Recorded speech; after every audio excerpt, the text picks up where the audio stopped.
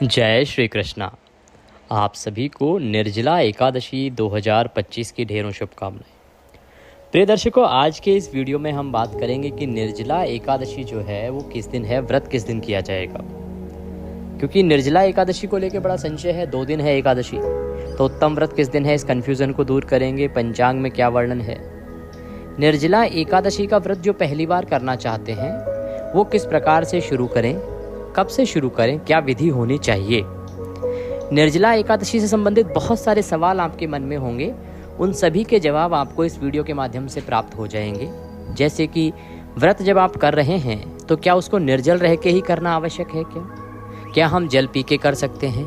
दूसरा, निर्जला जो व्रत करते हैं क्या विधान है उसका, कि जल कितनी बार ग्रहण किया जा सकता है, जल का क्या प्रयोग किया जा सकता है, कितना उपयोग है जल का जो निर्जला व्रत करते हैं। क्योंकि जल के 2 उपयोग तो निर्जला एकादशी के निर्जल व्रत में भी बताए गए हैं। शास्त्र में क्या विधान है उसका, और अगर जल ग्रहण करना है तो कितना, क्योंकि शास्त्रों में, पुराणों में क्वांटिटी बताई गई है कि इतना जल आप ग्रहण कर सकते हैं निर्जल व्रत में, वो कितनी है। निर्जला एकादशी का जो व्रत आप कर रहे हैं उसमें क्या खाना चाहिए, क्या नहीं खाना चाहिए, एकादशी का पूजन कैसे करना चाहिए, पूजन के साथ जो दान आप करते हैं इस दिन, तो निर्जला एकादशी का व्रत यदि आप कर रहे हैं तो उस दिन आपको क्या दान करना आवश्यक है, और अगर दान नहीं करते हैं तो किस प्रकार से आपको पूजन करना चाहिए। निर्जला एकादशी का व्रत कौन कौन कर सकता है, क्या निर्जला एकादशी का व्रत एक बार आरंभ करके बीच में छोड़ा जा सकता है क्या, या निर्जला एकादशी का व्रत आरंभ कर देने के बाद क्या सारी एकादशियां करना आवश्यक होता है क्या। तो इस प्रकार से बहुत से सवाल आपके मन में होंगे निर्जला एकादशी से संबंधित, एकादशी से संबंधित। उन सभी के बारे में संपूर्ण जानकारी इस वीडियो के माध्यम से प्रदान की जाएगी। जानकारी जो है वो पुराणों पर आधारित है, ज्योतिष शास्त्र पर आधारित है, पंचांग पर आधारित है। क्योंकि ये देवभूमि ज्योतिष संस्थान का एक प्रतिष्ठित चैनल है, यहाँ पर हम जो भी जानकारी देते हैं ना वो पंचांग पर आधारित गणना के अनुसार बताई जाती है कि कौन सा व्रत त्योहार कब करना है, कैसे करना है, क्या मुहूर्त है, विधि क्या रहेगी, नियम क्या रहेंगे और कथा क्या है, ये पुराणों में वर्णित है। तो पुराणों के माध्यम से आपको बताया जाता है कि इस विधि से आपको ये व्रत करना चाहिए, ये इसके नियम है, इनका आपको पालन करना चाहिए, ये इसकी कथा है। इस प्रकार से जो जानकारी है वो संपूर्ण शास्त्रीय होती है। हम मनगढ़ंत बातें नहीं करते, अपने मन से कुछ नहीं बताते। जो समाज में घटित हो रही हैं चीज़ें, जो समाज में मर्यादाएं बनाई गई हैं, नियम बनाए गए हैं, उनको बताते हैं। साथ ही जो पुराण और ज्योतिष शास्त्र बताते हैं उसके बारे में जानकारी आपको प्रदान करते हैं। तो आइए जानकारी आरंभ करते हैं। आपसे निवेदन है कि वीडियो यदि थोड़ा सा भी उपयोगी लगे तो कृपया एक बार लाइक अवश्य कर दीजिएगा। और निर्जला एकादशी का जो व्रत है ना वो सनातनी सभी करते हैं, जो भी हिंदू भाई बहन हैं सभी के घरों में निर्जला एकादशी का व्रत अवश्य रूप से किया ही जाता है। तो आप इस वीडियो को अधिक से अधिक लोगों तक पहुंचाएं, जिससे कि इसका जो विधान है वो लोगों को ज्ञात हो। अधिक से अधिक लोग निर्जला एकादशी के बारे में जान सकें कि कैसे करनी चाहिए। कई बार लोगों को ज्ञान का अभाव होता है, इस कारण से वो गलतियां कर बैठते हैं, उनको शुभ परिणाम प्राप्त नहीं होते हैं। तो ये जो जानकारी है शास्त्रीय जानकारी का वीडियो है, जो कि YouTube पर बहुत मुश्किल से प्राप्त होता है।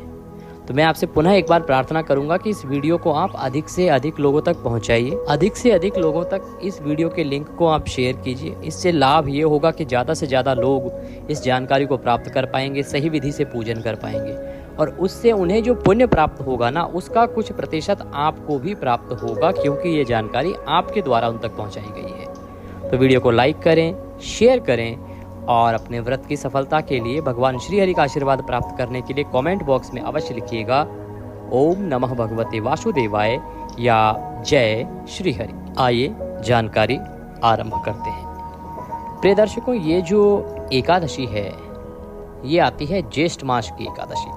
तो ज्येष्ठ मास की जो एकादशी है निर्जला एकादशी, इसके व्रत का बहुत अधिक विधान है। इसको भीमसेनी एकादशी के नाम से भी जाना जाता है। हमारे प्रबुद्ध जन जो हैं वो जानते होंगे कि इसे पांडव एकादशी के नाम से भी जाना जाता है। इस एकादशी को इतने अधिक व्यापक रूप से क्यों किया जाता है, क्या सोचा है कभी कि आपने देखा होगा कि हर घर में इस एकादशी के दिन कोई न कोई या तो व्रत करता है या दान करता है। क्या कारण है इसकी इतनी अधिक महिमा क्यों है? इसका बड़ा कारण है कि इस एकादशी के व्रत, पूजन, दान, जप, तप से जो पुण्य प्राप्त होता है वो अतुलनीय है, अर्थात उसकी तुलना किसी अन्य के साथ की ही नहीं जा सकती। इस एकादशी का एक व्रत कर लेने मात्र से आपको पूरे वर्ष की सभी एकादशियों को करने का फल प्राप्त हो जाता है। जी हाँ, ये हम अपने मन से नहीं बता रहे हैं, ये वर्णित है, ये वर्णन आएगा। जब आप कथा सुनेंगे वहाँ भी ये वर्णन आएगा। एक प्रसंग आता है कि जब द्वापर युग में महाभारत समाप्त हुआ, पांडव अपने मुक्ति का मार्ग खोजने लगे कि किस प्रकार से उनको मुक्ति प्राप्त होगी। तब वो ऋषिवर के पास जाते हैं, उनसे कहते हैं कि प्रभु मुझे आप कुछ ऐसा उपाय बताएं जिससे कि हमारी मुक्ति हो जाए। तो उन्होंने एकादशी का उपाय बताया कि आप एकादशी करिए।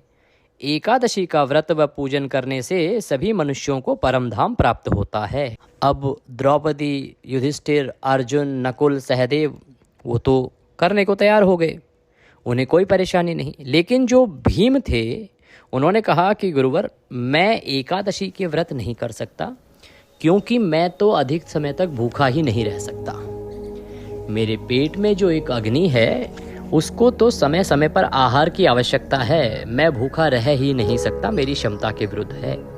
इसीलिए मैं इतनी एकादशी का व्रत नहीं कर सकता, मुझे कोई और उपाय बताएं जिसमें कि मैं इतने दिन भूखा ना रह सकूं। तो फिर उन्होंने कहा कि आप ऐसा करें कि 2 एकादशी का व्रत करें। उन्होंने कहा प्रभु मैं तो 2 छोड़िए, केवल बहुत प्रयास करूंगा तो 1 दिन ही भूखा रह सकता हूं। तब वहां से प्रभु कहते हैं कि फिर आप निर्जला एकादशी का व्रत करें, निर्जल रह के। जो मनुष्य निर्जला एकादशी का, ज्येष्ठ शुक्ला निर्जला एकादशी का निर्जल व्रत करते हैं उनको 24 एकादशी करने का फल प्राप्त होता है। आप समझ रहे हैं, ये एक व्रत इतना महत्वपूर्ण है कि यदि आपने 1 एकादशी कर ली तो पूरे साल की सभी एकादशियों को करने का फल अकेली इसी एकादशी से प्राप्त हो जाता है। इस एकादशी से मनुष्य की गति हो जाती है। इस एकादशी के व्रत से मनुष्य को परम धाम प्राप्त होता है।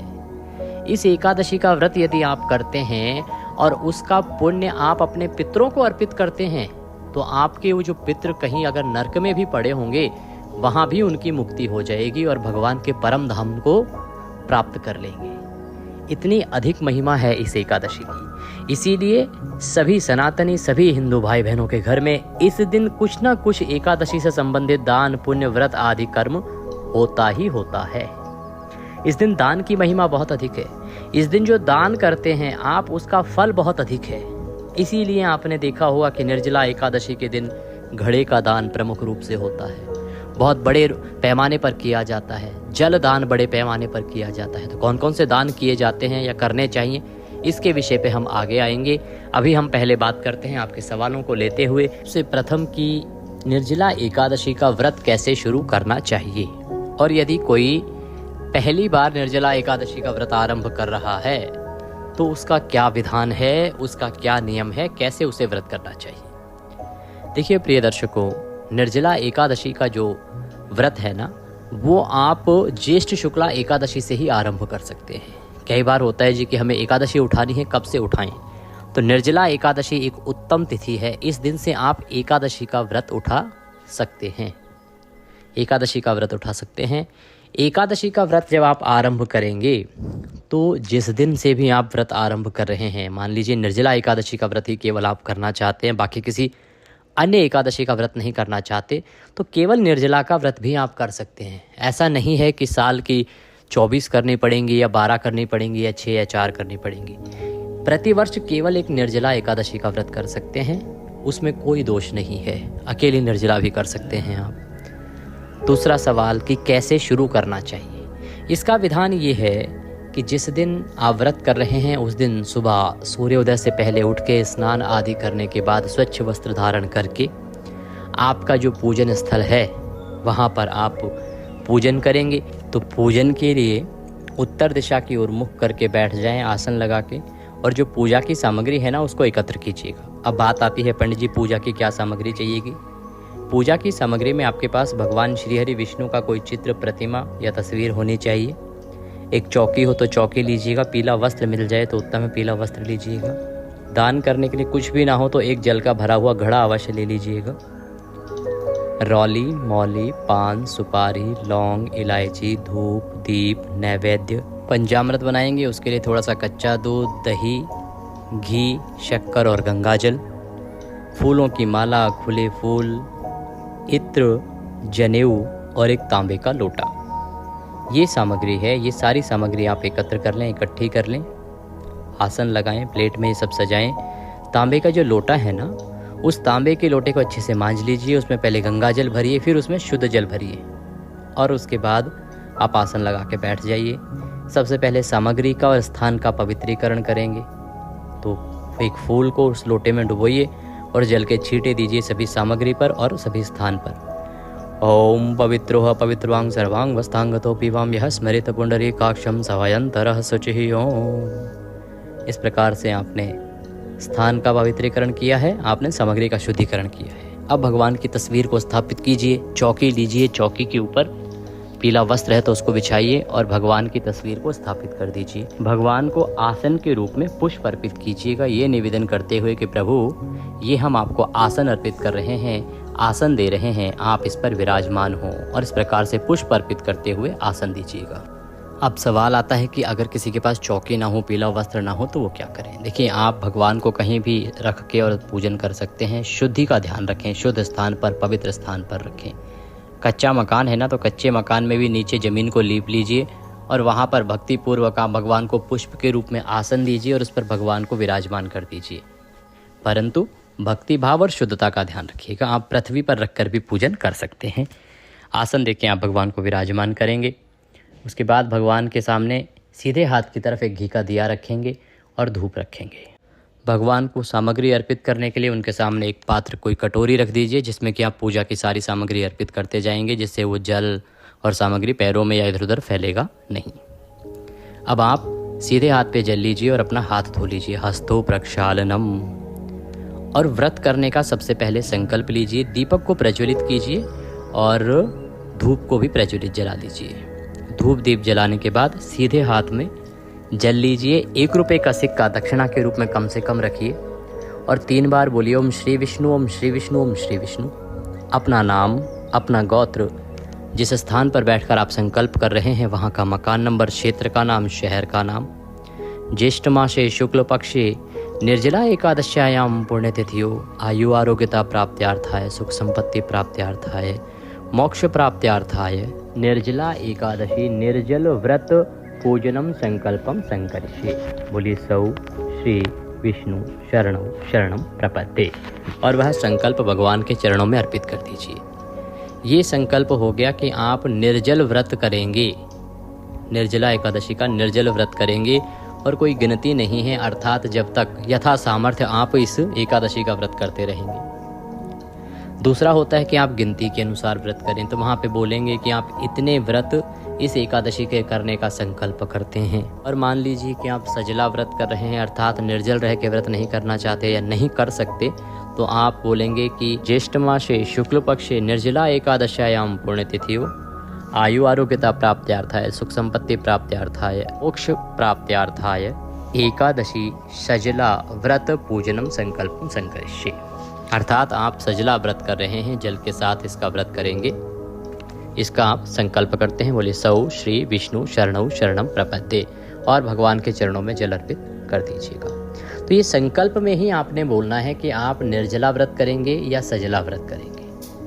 ध्यान रखिएगा कि आपका जो एकादशी के व्रत का दोष है या पाप है वो इसी पर निर्भर करता है कि आपने संकल्प किस विधि से करने का किया है। अगर आप निर्जल रहकर व्रत करने का संकल्प करते हैं और दिन में जल पीते हैं, जितना बताया जाती है मात्रा, आगे हम बताएंगे उस मात्रा से अधिक, तो आप घोर पाप के भागी होते हैं। वहीं यदि आप सजला एकादशी का संकल्प करते हैं कि आप सजला एकादशी करेंगे, अर्थात जल पीते हुए एकादशी का व्रत करेंगे, तो आप अपनी क्षमता अनुसार जल पी सकते हैं। ये अंतर है। इसको आगे आप जब हम पूरा व्रतांत आपको समझाएंगे तो और अच्छे से समझ पाएंगे। इस प्रकार से आपने संकल्प किया। संकल्प करने के बाद भगवान को पद्य अर्घ आचमनी अर्पित करेंगे। एक एक मंत्र पर एक एक चम्मच जल भगवान को अर्पित कीजिएगा। एक जलाचमनी रखिए लोटे में, छोटा चम्मच, और उससे जल अर्पित कीजिएगा। ओम भूर्भुवस्सुः श्री वासुदेवाय नमः पद्यम समर्पयामि। एक चम्मच जल लीजिए, अर्पित कीजिए। ओम भूर्भुवस्सुः श्री नारायणाय नमः अर्घ्यम समर्पयामि। ओम भूर्भुवस्सुः श्री वासुदेवाय नमः आचमनीं समर्पयामि। अब भगवान को स्नान कराएंगे। जिनके पास प्रतिमा है वो प्रतिमा को नहलाइए, स्नान कराइए जल से। अगर शंख है तो शंख में जल भरिए और उससे स्नान कराइए भगवान को। और जो तस्वीर पर पूजन कर रहे हैं वो वही 1 चम्मच जल स्नान के रूप में अर्पित करेंगे। ओम भूर्भुवः श्री नारायणाय नमः। स्नानम जलम समर्पयामि पंचामृत स्नानम करो। अब पंचामृत स्नान कराएंगे। पंचामृत बनाइए, कच्चा दूध, दही, घी, शहद और शक्कर, 5 चीज़ों को मिला लीजिए। मिला के उसमें एक पुष्प डालिए। उस पुष्प पर पंचामृत लगा के और वह पंचामृत स्नान के रूप में भगवान को अर्पित कीजिए। ओम भूर्भुवः श्री विष्णवे नमः। पंचामृत स्नान निमित्तार्थाय पंचामृतम समर्पयामि। पंचामृत अर्पित करने के बाद शुद्ध्योदक स्नानम, शुद्ध जल से पुनः स्नान कराएंगे। शुद्ध जल स्नान कराने के लिए 1 चम्मच जल अर्पित कीजिएगा। ओम भूर्भुवः श्री वासुदेवाय नमः। शुद्ध्योदक स्नान निमित्तार्थाय शुद्ध जलम समर्पयामि। शुद्ध जल से स्नान कराने के बाद भगवान को वस्त्र अर्पित करेंगे। वस्त्र के रूप में मौली का टुकड़ा तोड़िए और वह अर्पित कीजिएगा। ओम भूर्भुवः श्री वासुदेवाय नमः। वस्त्रम समर्पयामि।